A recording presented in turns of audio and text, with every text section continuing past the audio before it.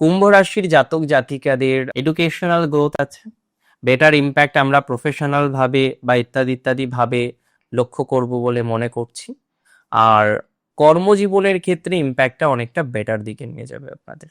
কর্মজীবন রিলেটেড বিষয়, আপনার ডেভেলপমেন্ট, আপনার প্রোগ্রেস, এগুলো কিন্তু দেখার মতো হতে পারে, বা আমি মনে করছি প্র্যাকটিক্যালি দেখার মতোই হবে। কর্মজীবন রিলেটেড বিষয় এনহান্সমেন্ট আছে। অনেকে চাকরি চেঞ্জ করতে চাইছেন না, যারা চেঞ্জ করতে চাইছেন হালকা স্লো মুভমেন্টে চলুন, খুব ভালো একটা অপরচুনিটিস আসবে কুম্ভের।